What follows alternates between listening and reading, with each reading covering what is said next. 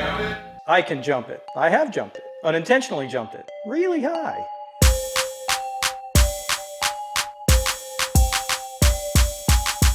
Hi everybody, it's Jason from Tribe-16. Today we're going to talk about Old Spot. I've had this Jeep for about 8 years. I bought it from my father-in-law. My father-in-law bought it from the original owner who built it back in 1991. So the first year after I built it the first time, I kind of had a little mishap out in Gilmer and we rolled it down the mountain a few times, tore it up, then had to go back and rebuild it again with more upgrades. So better seats, harnesses, an aftermarket roll cage or just a new roll cage versus what was in it. So that was kind of version number 2 after those upgrades. This would be version number 3 for me, which carries on a lot of the upgrades from there, just with additions. Some of the things that we carried over from the original build when I purchased it was the Poison Spyder front bumper. We've got a Smittybilt winch on here, synthetic rope, a factor 55 thimble, a TRE soft shackle. Those work great. We just updated a few things on there to make them work a little better, like an interior winch control, that sort of thing. Great for recovery. And it is a cost-effective winch versus some of the more expensive ones. And it works when you need it to work. So in the initial build, I added hydraulic assist steering. In this last go around, we decided to go full hydraulic. The tie rod's still there, the ram's mounted behind the axle, so it's up and out of the way. Custom steering arm allowed us to run that ram behind the axle. So it's full hydraulic, no mechanical steering connected to the steering wheel. It's extremely powerful off-road. On-road driving is a little bit fun. We have the AntiRock sway bar. Still the same sway bar I was running before we moved the axles. We just changed up the configuration a little bit. So the front axle is a Dana 60 with an Artec truss, Artec link mounts, and Johnny joints. PSC steering ram up front to handle the hydraulic portion of it. It's a GM Kingpin Dana 60, so we're able to bring the steering up really high, and it has the strength of the Kingpin, no ball joints to worry about. 513 gears and a Detroit locker in the front, some 35 spline chromolys. All the good stuff for the size and weight of the rig. Up front, the suspension consists of 14-inch Fox coilovers, Eibach springs, some Fox bump stops, PRP limit straps to make everything work together so that we get a good smooth ride. We can handle those G-out bumps without it tearing things up and still have plenty of flexibility for rock crawling and then regular daily driving. Can you jump it? I can jump it. I have jumped it. Unintentionally jumped it.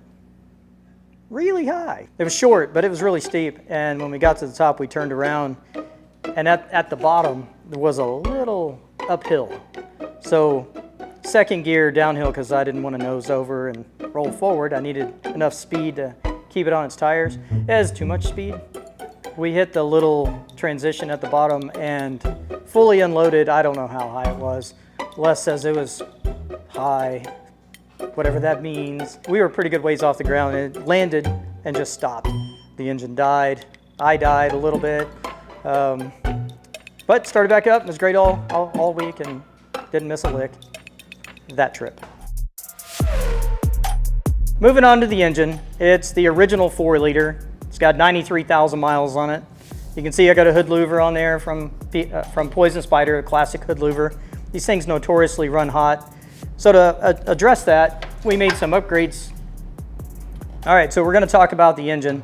We're not gonna show you the engine. It's not really clean right now, but it's the original 4-liter. It's got 93,000 miles on it.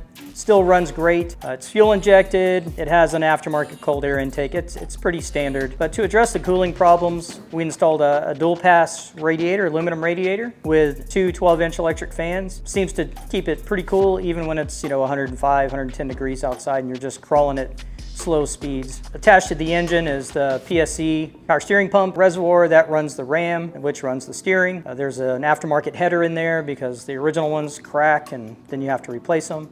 We mated an AW4 from a Cherokee. That's a 4-speed automatic behind the 4-liter and got rid of the AX15. The more technical crawling that we're getting into dictates an automatic versus a manual. I could still wheel a manual. It's just a little easier with the automatic. So the interior of the Jeep is stock plus extra goodies. Original steering wheel, steering column, even the original key. We got the original gauges, most of them work. Got a super fancy clinometer in here. If you've ever seen one of these, it tells you when you're leaning over too far or going too steep. I've seen that thing flip all the way around once. Full cage. This is a Poison Spyder cage that's been customized, modified. Frame tie-ins, for example, so the cage comes all the way down and ties into the frame. And then my kid's calling. Hello. We've got a race radio in here, a Kenwood. For the automatic transmission, we got rid of the original manual and the shifter and everything, so we had to change over. The decision was to go with a winter shifter. It's a positive gate, quick shifting, so you can go from reverse to drive pretty quick. And it's real positive. There's no springs or anything in there to brake. It works really good. We got that from Wide Open Design. The transfer case behind the automatic is a Dana 300. It's a twin stick, so you've got front and rear independent and a 4-to-1 gear ratio. So after the rollover, after the first build, I decided that it would be better to have some suspension seats that work with harnesses to go along with the harnesses that we were installing and the harness bar. So we got some race seats from Corbeau. They're suspension seats, so they don't have a bottom, so there's nothing to bottom out on. We have Mastercraft safety harnesses. Got a custom center console built by Andrew up here at Tribe-16. A one-off custom Molly panel for the center of the roll cage. Also a Tribe-16 unit. I think that's about it. The back seat is a Corbeau bench with PRP harnesses. We got the ones with a seatbelt style latch for the kids. Kids are a little older now, so they don't like riding in the back seat so much, it gets a little crowded, but the extra 15 inches really does help with the legroom. RCI fuel cell in the back. I still have plenty of storage for extra fluids and tools. The roll cage was extended and we added the harness bar for the back seat, the tie-ins for the cage, but one of the important things that we did is tie in the roll cage to the coilover mount. There's a pass-through plate and the upper mount of the coilover mounts to that plate. That bolts sandwiches the fender well and that's tied into the cage. Old Poison Spyder tailgate. It's a aluminum fold-down tailgate. Still needs its weather stripping, so it rattles a little bit. The original rock crawler bumper, this was on it when I got it. Took all the swing out spare tire stuff off of it. And the rear suspension, that's really the back of the Jeep is where the biggest change was. We did what's called a back half kit. So we cut the frame, used Artec Engineering's back half kit. It plates the frame and it allows it to move narrower so it's under the tub. And then we added the length of rectangle tubing that we wanted so we could make the body as long as we wanted, and it opens up options for mounting suspension because all of that other mess is out of the way. We chopped 3 inches off the bottom of the tub, so the bumper is now mounted up about 4 inches higher than it was. The rear suspension is a triangulated 4-link, 14-inch Fox coilovers, Eibach springs back there, Fox bump stops, more of the PRP limit straps. The rear axle is also a Dana 60. In hindsight, if I was going to build it again, I probably would have used a 14 bolt. But when I built it, this is what I had, so we built it up.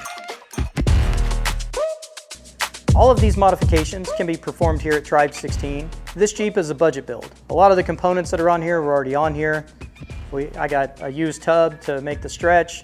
We did the inexpensive way of doing the back half kit. There's more expensive versions that come with a bumper and their own tubing, but we wanted to make it ourselves, keep the cost down as much as possible. This is a rig that everybody could afford for the most part. The performance you get out of this is 10 times what a bolt-on lift kit would be.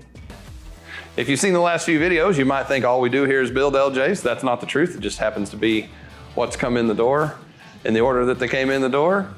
If you've got any kind of Jeep, any kind of truck, anything that you want, if you got a daily driver, you just want to make more of your own, or you've got an over-the-top build you're ready to get done, come see us, reach out to us on our socials, give us a call, Tribe-16.